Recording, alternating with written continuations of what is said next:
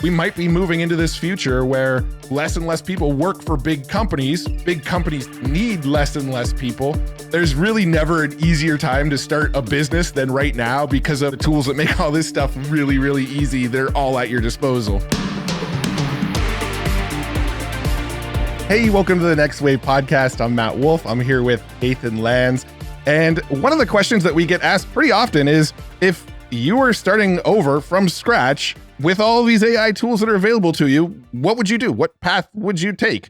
And so in this episode, we're going to break down exactly what Nathan would do if he was starting from scratch, what I would do if I was starting from scratch, as well as the things we are actually doing right now with AI that are helping build our business. So some really cool stuff. Get ready to take some notes and let's dive right in.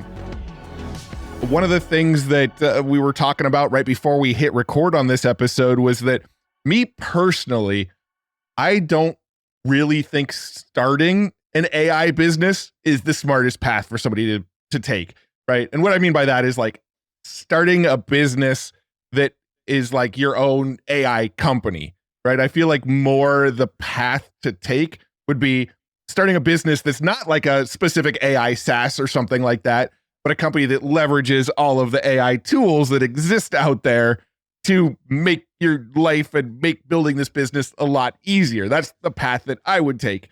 But I know, Nathan, that like if you were kind of starting over today from scratch, you would build probably like a SaaS company and focus like in a very specific niche audience. How would you build that? Like what tools would you use, for, let's say, like the idea for the SaaS you're going to use? Like how would you go about actually building the SaaS?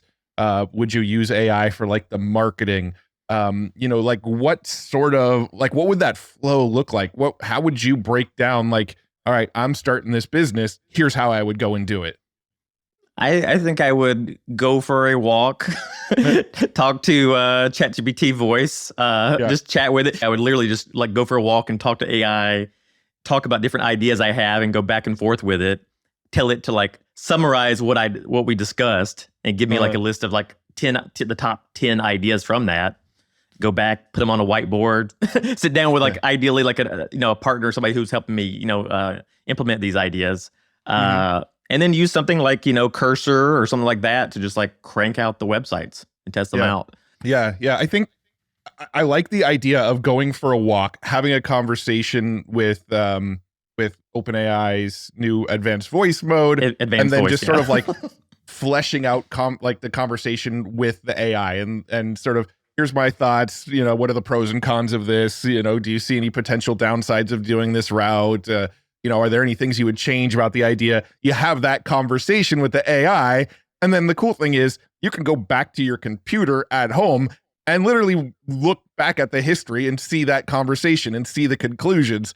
So like it's all there, saved, stored for you inside of, your ChatGPT dashboard. What I would probably do slightly different is I don't think I would go and necessarily build the software ideas that it gave me. Let's say this is what I would do. I would probably take like the 10 ideas that we came up with from that conversation, right? Like, let's say the end of the conversation is like, all right, give me a recap and list 10 ideas based on what we talked about for cool software companies.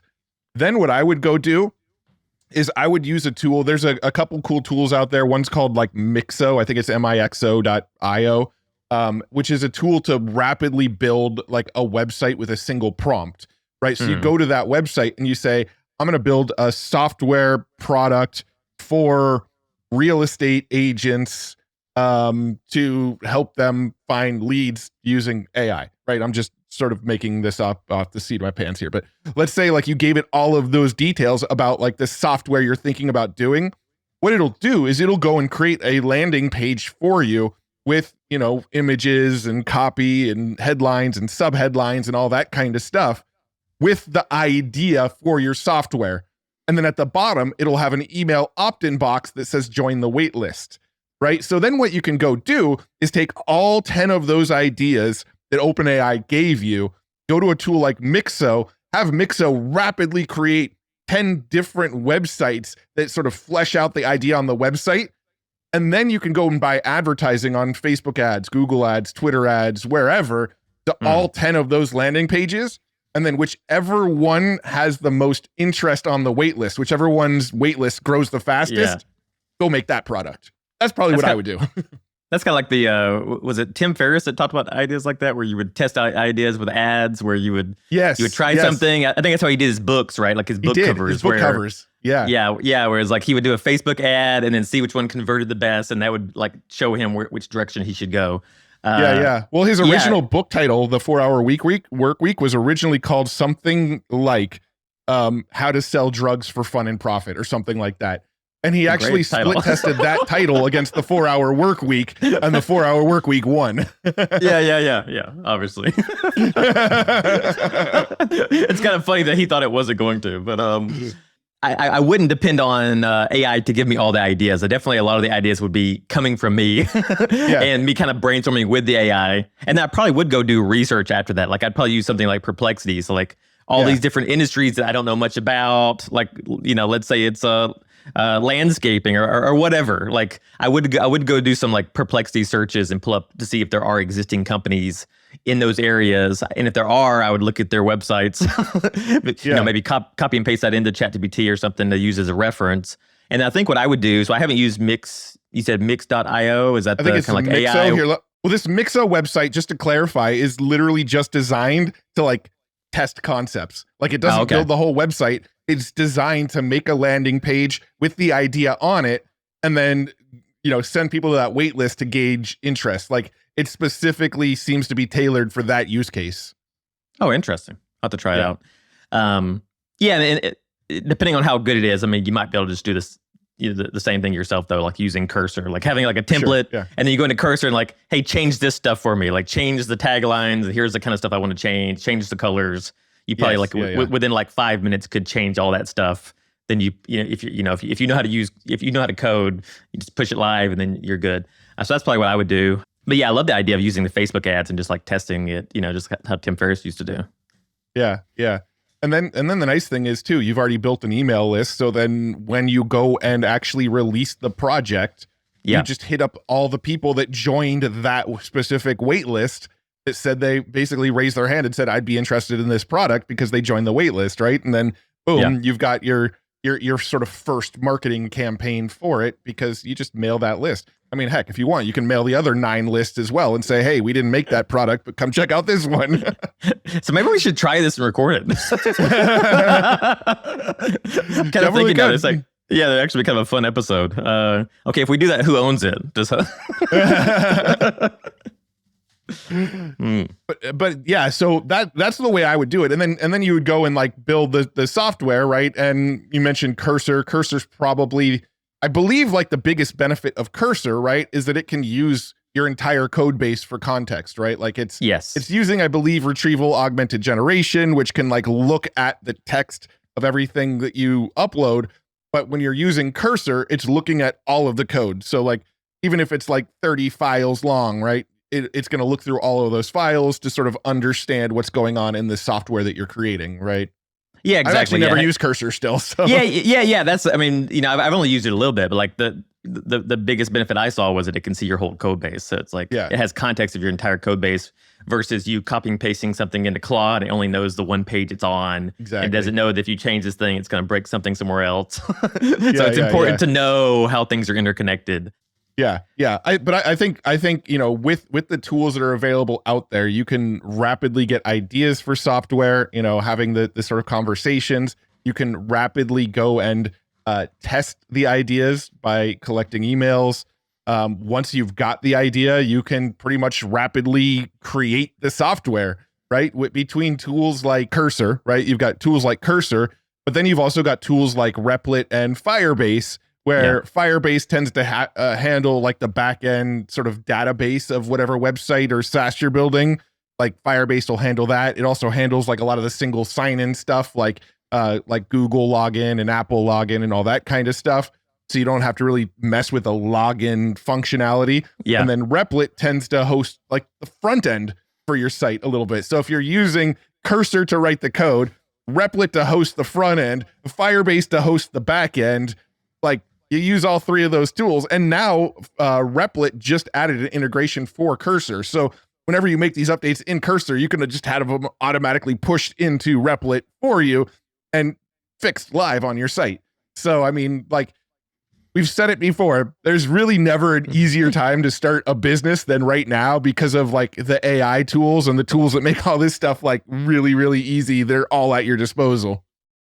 Look, I'll be honest. If you're not using AI in your marketing, chances are you're slowing yourself down. AI has helped me find new ways to market my YouTube channel, grow my newsletter, and it even helps me with the process of writing my newsletter. That's just another way AI has completely changed the game for me. If you're looking to freshen up your marketing tactics, HubSpot just dropped a free guide that goes all in on how you can use AI to create a killer marketing plan. It goes into the entire process with AI prompts at each step and how you can leverage AI to optimize your marketing strategy. If you want it, just grab it at the link in the description. Now back to the show. Yeah, it's crazy how easy it is to make a database with Firebase. Yeah. It's kind of wild. Like I met James Tamplin. I think Tamplin, I believe that's his last name. Sorry, James, if you're listening. But I met him with some friends in San Francisco, like smoking hookah together. And they're like, oh, here's this guy, James. And like, he's building something pretty cool. I'm like, oh, cool. What is it? And it was like, oh, Firebase. I was like, and he was way more technical than me. I was like, oh, cool. It's like an easy database or something. Okay, that sounds neat. Had no idea if it would work or like what the hell he was building exactly. And then it became Firebase. Was he at Google at the time, or did Google acquire it later? No, they acquired it. I believe Firebase was a YC startup, I believe. Okay. And Google acquired it for, I think, a few $100 million. Like, it was a lot. And it all happened like within like a year or two. It was kind of wild. Like literally, we were like smoking hookah. He's telling me this crazy idea, and then a year or two later, like I see the thing like, oh, Google's bought them for like a few $100 million. But So most of the stuff we were talking about was like kind of, the stuff I would do. So what would you do? Like if you were creating a business I do want to today? I do want to add one more like idea to what we were just talking about. Because like a lot of ideas have been done already, right? Especially since like AI has become a lot more prolific and a lot of coders are able to use it. We're seeing just like almost like this spamming of SaaS companies, right? Like I run the Future Tools website. I have a submission form where people can submit their new tools. I get like 100 new tools a day submitted. I only accept about 1% of them because most of them are just like clones of tools that already exist because everything's so easy to make. So the other thing that I would add into the mix of what we were talking about there is I would go and try to find the products that already exist that are somewhat close to the idea that we're talking about, because there's probably something out there that's already fairly close to like almost every idea you could come up with. But then what I would do is I would go to like Reddit and I would search out that software on Reddit. I would search out that software on Trustpilot. I would search it out on there's all those sites that are like sort of like peer reviewing websites and software that exist out there, right?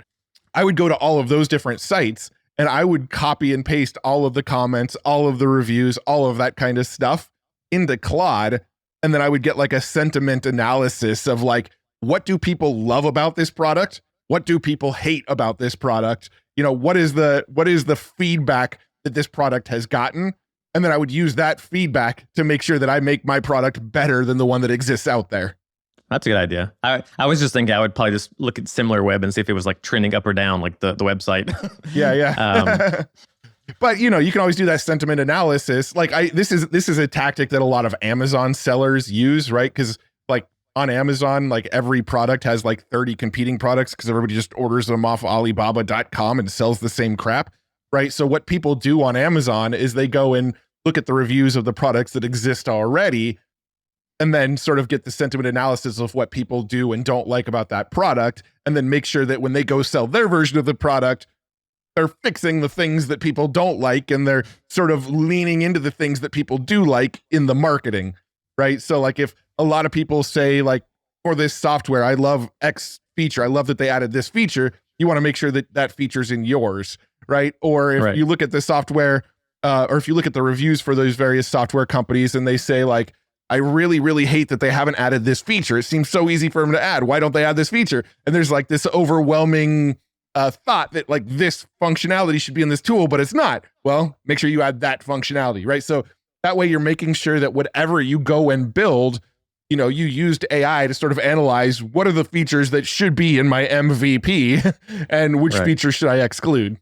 Okay, cool. So Matt, what would you do? Like if you were starting over today, So I would likely still go down the route of being really focused heavily on content creation. I love content creation. I also think content creation is somewhat future proof, right? I do think like there are tools that make content a lot easier for anybody to create, right? You've got the like HeyGen tool where you can make a digital clone of yourself, and now anybody can just crank out videos of themselves talking, right? You've got Notebook LM, which will create really actually good podcasts that people will listen to, right? So I say it'll future-proof me to some degree, but I also feel like a lot of people, as AI gets more and more prolific, right? As it's just sort of everywhere and people are inundated with AI all the time, they're going to look for real humans, right? They're going to look for that like real voice, that real person that they can trust, that they know there's an actual human being behind it who's not just looking to like make affiliate commissions or whatever, right? And so I still think there's a lot of value to being not a faceless content creator, but a faceful content. What's the word for that? Not faceless, but faceful. Having a face. Having a face. Be a face in content creation. A face channel. So I still think there's a lot of I still think there's a lot of room to grow and build in that space and leverage AI to make your life a lot easier to do it, right? So I would probably pick a fairly niche topic that I'm really excited about and passionate about, and I can talk about myself, right? And then I would use AI to help me with the ideation, right? Right now I use Perplexity and Claude constantly. And when I am using Perplexity, I have the pro version and I have it set to use Claude when I'm using Perplexity. So like Perplexity and Claude are like my AI stack that I'm mostly using right now, right? But like I would use those tools to research what are people searching for in this niche right now? What type of content are they looking for? What are things that people are struggling with that they need help with? And I would go and create as much content around those topics as possible. And the content is so much easier to create as well, because you can have tools like Claude go and outline the concepts for you. Like I can say, I want to make a video about how to make 3D walkthroughs of houses for the real estate niche, right? I can go to Claude and say, hey, this is the video I want to make. What are the things that I need to make sure are included in this video? What is the flow of this video? How can I make it so it holds people's attention throughout the whole video? And it will actually generate an outline for me, and I can follow the outline and make sure I hit all the beats that it recommends I hit, right? Like one of the biggest questions is, what kind of camera am I going to need? So make sure you talk about the type of camera you're going to need. How long do I need to set the camera down in each location of the house? All right, I need to make sure that gets into my video, right? So I can use AI to really, really help with the outlining process of the content that I would create. Where would you start first? You've mentioned like video. I think you mentioned newsletter, Twitter, things like that. Like where would you start if you were starting like a new media brand I would today? Simultaneously work on a newsletter and probably short form video. Now, long form video is my main game, right? Long form video on YouTube is actually where I make the most of my money. That's where most of the sponsorships lie. AdSense revenue is more significant on long form videos. However, short form videos, I've actually started doing quite a bit of short form videos as well. I'm putting out about 3 short form videos a week right now. Short form videos are so much faster to produce, right? I'm making like a 59-second script. I'm not reading the script exactly anymore. I was for a little bit, but it kind of got too obvious. Like you could see my eyes reading the script, and I'm like, all right, I need to basically like memorize what I'm going to talk about and hit all the points. And so now what I'm doing is I'll like speak out a paragraph and then look down at my script and then speak out a paragraph. So it's not word for word anymore. But the short form videos, I can batch record 3 or 4 short form videos in a half hour, right? Just like here's one, here's another, here's another, here's another.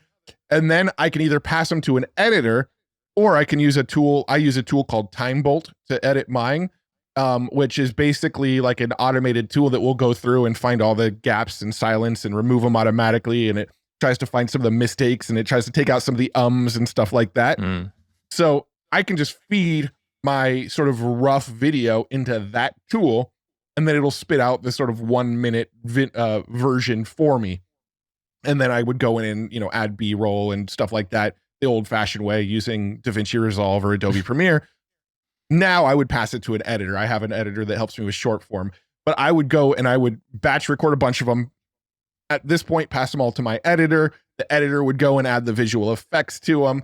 And the reason I like short form is because in the content world, the majority of the income that I earn doesn't come from the YouTube AdSense revenue. It comes from sponsorships, right? And all the sponsors care about is how much reach is this video gonna get, right? They don't care if it's a 10-minute video or a 45-second video.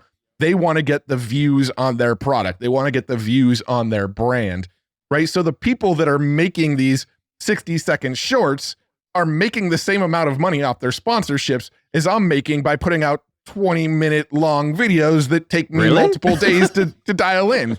Yeah, from a sponsorship perspective. Ad revenue is crap on short form videos, right? Like you can get 1 million views on a short form video and it'll make you like $60. It's really dumb. But from a sponsorship perspective, I can basically charge the same amount to a sponsor for a short form that might get 100,000 views as I can for a long form that might get 100,000 views.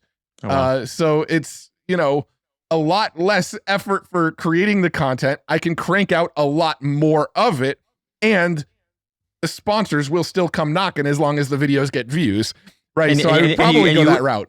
And you would use your face, so you wouldn't do faceless. I wouldn't do faceless. I would use my face on those. Yeah. I mean, you could use something like HeyGen and train your face into it, and then it also learns your voice using 11 Labs, and then you can copy and paste a script. And I know people that are doing that. Rowan Chung is doing that. Varun Maya is doing that. Those guys are doing really, really well with it. Like it's actually their face, but it's an AI avatar version of their face. And those work. But I do think they work for them right now because they're like the pioneers. Like they're the ones that are like the first ones out there doing this stuff and being seen. But there's going to hit a saturation point where half your short form content that you see is these like AI generated avatars and you start to get sick of them, right? Yeah. So I think that's where being a real human is still going to be important. Going to conferences and, as they say, shaking hands and kissing babies, right? Like that's that type of thing. People build a relationship. They build a bond with you. They realize you're a real person that they can trust, that, they can get to know personally, that they feel like they want to go have a beer with, right? Like building up that I think is really, really important. And I think it's only going to get more and more important as we're seeing more and more AI generated content. Yeah, and it's going to get easier too, right? I think that's Peter Levels, the famous indie hacker. He put out something yesterday showing where you can just generate an avatar of like this beautiful woman, and all of a sudden she's like a CNN anchor talking about whatever. Yeah, I saw that. And you literally copy and paste in CNN like a news story into like ChatGPT or whatever, and have it produce the script, and then you just feed that into the system, and it does all of it. So I mean, I think it's the kind of thing where that kind of stuff is probably a decent tactic though, like for like the next year or maybe even 2. But at some point, there's like everyone's going to be doing it, and like you're going to know, okay, that's another one of those. It's going to start to be associated with low effort content, right? In the same way, like when I click on a YouTube video, and let's say it's like a 10-minute video, and I immediately hear like an AI voiceover on the video, I click away. It turns me off like immediately. Right. Like I'm just like, I don't want to listen to an AI voice for the next 10 minutes. I almost immediately click off because I just assume this was low effort content that somebody just slapped together and threw on YouTube to try to get quick views. That's what I associate with that. I don't know if that's good or bad, but that's what my brain associates with it. Like I hear the AI voice, I go, this is obviously an AI voice. I'm out. Moving on to the next video. I want to hear a human explain the thing to me, right? So for now though, like I mean, at some point you might not be able to tell though. That's the next thing though. I agree. I agree. I think at some point we won't be able to tell, but I also think those AI generated avatars, it's going to be a similar thing. Right now, I actually like watching Varun Maya and I like watching Rowan's videos where they're doing it that way. But it's not really a shortcut. Like those guys put a lot of effort still into making a lot of those videos and finding the right B-roll and cutting it at the right time. So it's harder to tell that it's an AI generated video, that kind of stuff. There's more effort into it than I think they actually let on to let people believe, right? But there is sort of a part 2 to what I would do, right? So like I did mention, I would simultaneously create an email list while also doing content. I would probably do like a mix of both long and short form, but I'd probably make short form the main and make long form a little less frequent, just because of like the pace that I can put out short form videos. I can put out a lot more of them. But like a newsletter, there's never been an easier time to grow on. We talked about this on stage on the HubSpot creator stage when we were at Inbound, is like when it comes to creating a newsletter, like the newsletter could mostly be outlined and edited using AI, right? Like you could have AI write an outline for you and then you go in with your own words and write it out, or you can have AI flesh it out, write the whole thing for you, or you can write it yourself and have AI go back and fix it for editing and grammar and spelling and all that kind of stuff so that it reads a little bit better. Like writing the newsletter should be nobody's excuse anymore, right? It's easier than ever to actually create the newsletter. You have Perplexity that can do the research. Let's say you're making a newsletter in their real estate niche, and let's say it's a daily newsletter. You can go to Perplexity every morning and say, what are the top 10 most interesting things happening in the world of real estate? And Perplexity will give you a breakdown of like, based on the news we found, here's the top 10 things happening in the world of real estate today. Okay, cool. Take that list of 10 things, jump over to Claude and say, here's 10 things that are happening in the real estate world today. Write me a newsletter around these 10 things and break it all down. Boom, I've got that newsletter written.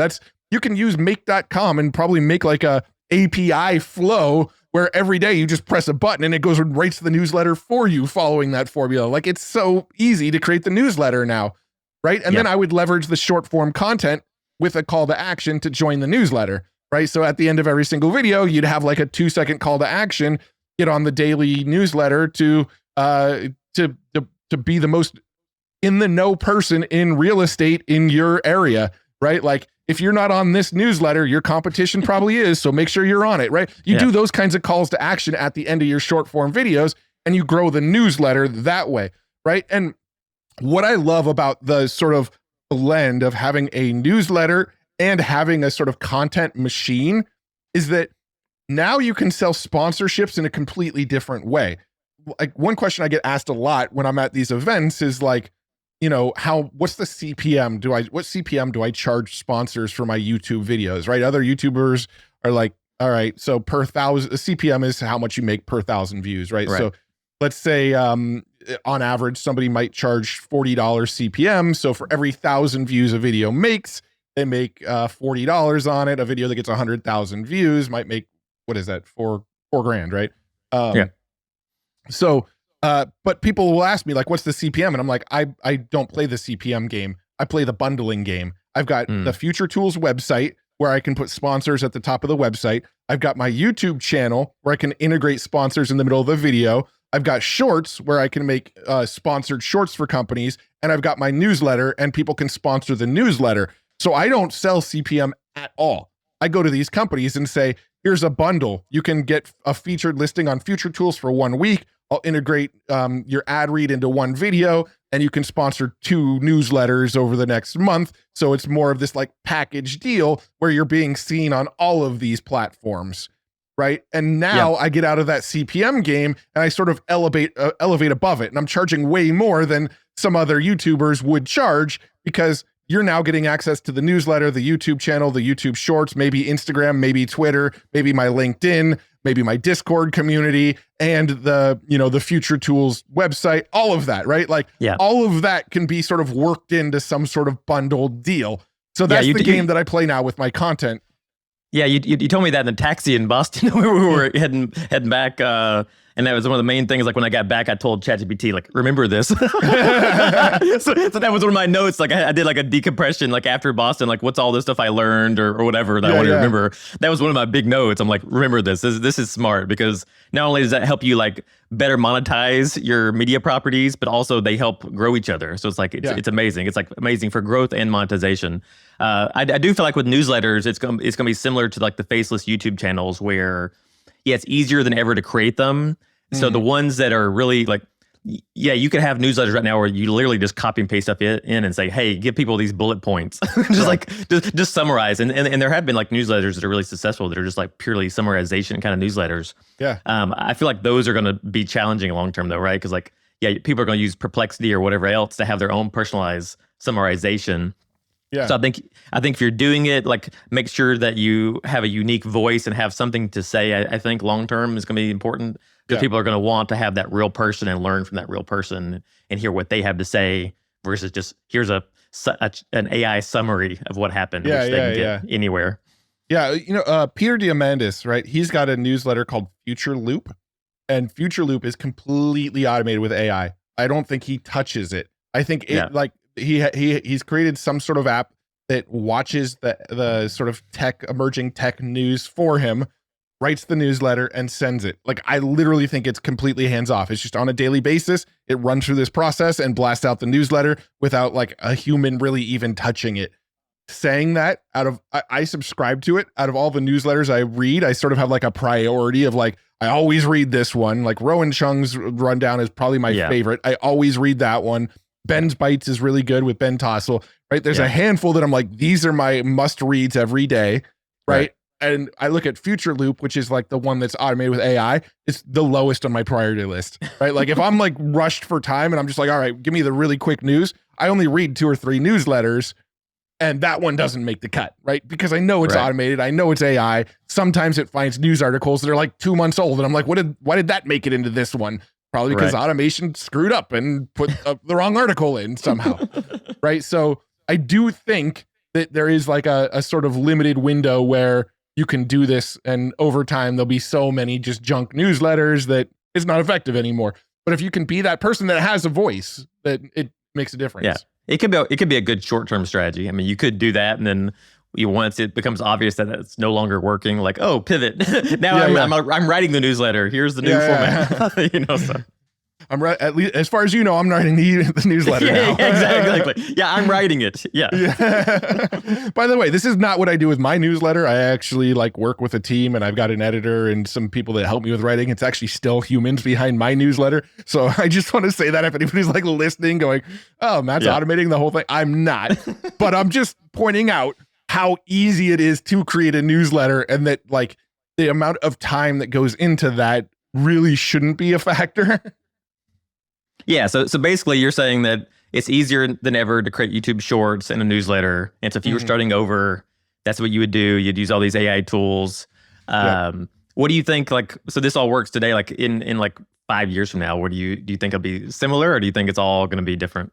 Yeah, I think timing is a big factor. Like, look, when it comes to my success on YouTube, I got insanely lucky with the timing, right? Like I started making YouTube content around AI about 6 months before AI hit the mainstream consciousness, right? Like I was making videos about AI and cool technology, and then the rest of the world caught up because of the ChatGPT launch, and I had already been making videos on that topic, right? So I think the earlier you get in and like this sort of more brand reputation you build earlier on, the better you're going to be off down the line. I think, a lot of people are going and creating AI related YouTube channels now, and they're just sort of floundering because there's already a handful of really, really big channels that most people already follow. And the smaller channels kind of are starting to feel like Me Too channels. Like, oh, they're looking at the analytics and going, that worked for them. I'm going to try to do the same thing, but it doesn't really work because there's already sort of some established names in that space. I think it's going to be the same thing. But I also think when it comes to like what niche you're going to go into and talk about, there's unlimited potential niches, right? Like maybe just think of a sub niche of the niche, right? Like real estate is honestly probably too broad of a niche, but if you can think of like a sub niche of that niche, you could probably own it, right? Like it's the Japanese gardening or it's like the blue ocean strategy versus the red ocean strategy, right? Like if there's a billion content creators talking about this niche, niche down even further until you're in a blue ocean where you're the only one talking about that specific portion of the niche, you know? I think one other interesting thing that you told me in Boston was how you were using Perplexity's API to like create it, to fill out future tools. I mean, I've been thinking about that a lot. I'm like, God, there's probably so many directories you could build using stuff like this, And obviously I've got lore.com. I'm like, damn, should I be using this? Like, should lore.com be something else? Should lore.com be like a, like every single fantasy thing or every game or whatever? Like, like a page is filled out. And so like, I just like, just really game the SEO on that. Yeah. I don't know. I mean, it's a great domain name, but I'm not sure. But yeah, with like the Perplexity API, it's been, the problem with the API is maybe there's a way to do it, but I wasn't able to pick like Sonnet or ChatGPT. It lets you pick like from an open source model. So I'm actually using Llama 3.1 paired up with Claude right now, or with Perplexity right now. But basically, the way I used to run the Future Tools website was whenever I came across a new tool that I liked, I would add it to a spreadsheet. Then it would go to make.com. It would use a tool called Scraping Bee. It would scrape all the copy off the website. It would take the copy that it just scraped. It would put it into ChatGPT and say, summarize this tool for me. And then it would take that summary, and that would be the sort of content of the listing on Future Tools. The problem with that method was that sometimes the page that I would plug in would just have like a YouTube video embedded, and so it wouldn't find anything to scrape. Or it would be like a page that's just full of images and not a lot of text, and it couldn't figure out what the tool was about by scraping it. Or they had some sort of like blocker on it that would block any sort of scraping tool from actually scraping it. And it would say, we couldn't find any data on this. Things like that would happen. So what I started doing instead is now when I add that URL inside of a Google Sheet cell, instead of it scraping the website, it actually takes that URL, goes to Perplexity and says, tell me what the tool at this URL is about. And why that works is because Perplexity can go and look at that website and essentially like scrape what's on it for you. But if there's nothing on the website for it to scrape, it goes and finds other sources on the internet that talk about that tool. So if that tool is listed on Product Hunt, if somebody's talked about it on Reddit, if somebody's written an article about it on TechCrunch or something like that, it's going to go still figure out what that tool is about, because it's going and actually like searching for information about it, as opposed to just sort of scraping the sales page. The flow after that's the same, right? It figures out what the tool is about and then goes over to like a GPT 3.5 API, I think, and says, summarize this for me down into like a single paragraph. And then it sends it to Webflow and populates the website. But that Perplexity API has made the listings on Future Tools 10 times more accurate. Yeah, I wonder how Google's going to deal with all this. I keep being worried for Google. I don't know, like in this new age, like not everyone's figured this out yet. Like there's going to be like, you could make so many directories with stuff like this. Like someone who had resources could make like 100 directories and just like totally game everything. Yeah. I mean, using something like Webflow is a drag and drop, no code website builder. Yeah. You can design a website in a matter of hours using Webflow, and then use either make.com or Zapier and link it up to Perplexity and Claude and some of these AI tools. And the next thing you know, you've got it. Like, you can turn it on total autopilot. I still want to review every tool before it goes on the site. So I pick which tools go into that spreadsheet and make the site. But you can totally make a tool that's just like watching the internet for you. And whenever a new AI tool pops up, it just scrapes the website and puts the tool on your website, and it's just automated building up the website for you. And every day you log in and there's 40 new tools on the website. You can totally do that. I just think that when it comes to curation, the value of Future Tools isn't just having a site with the most tools listed. The value of the site is my curation of the tools. Like, if I think it's a dog crap tool, it's not going to make the website. And so that's why I feel like the website is still valuable to people, is that I'm kind of curating the tools, and all the tools that are just sort of like cheap knockoffs or money grabs or feel a little scammy aren't going to make the website. But somebody who doesn't have morals could just if you don't have morals, there's a great business there. Just don't put your face on it. Use a faceless channel for that one to promote that one, right? Yeah. Well, I even think that concept has gotten so saturated, right? Like, there's so many like AI tool listing websites that do the same thing as Future Tools now, that I think if somebody went and tried to create the same concept, it's just not going to work, right? But if you go and find a different niche, it'll work really, really well. Right. Cool. I don't know. Is there anything else we want to talk about today? Maybe edit this part out. I feel like we covered a lot of ground in this one. I mean, I know what you would do if you were starting over. I know what you are going to do with a new business that you're planning. I talked about how I would do it if I was to start over. I also told you exactly what I'm doing right now today. So yeah. I feel like people listening to this have the strategies we would do, the strategies we are doing, and hopefully they can fill in the gaps for how can this work in my business? How can this work in my niche? How can I leverage these ideas? I think there's a lot to go off of. I also name dropped a ton of potential tools that you can use to do this stuff, tools to validate ideas for products, tools to actually create the content for you. I think there's a lot here that people should be able to take away and run with, and ideally go and build a business that leverages these AI tools. I think we might be moving into this future where less and less people work for big companies. Big companies need less and less people. So I think it's really smart to learn this stuff and figure out what kind of businesses could I be building right now, because it might become a necessity really soon for a lot of people. Depend on yourself more, like versus like a company.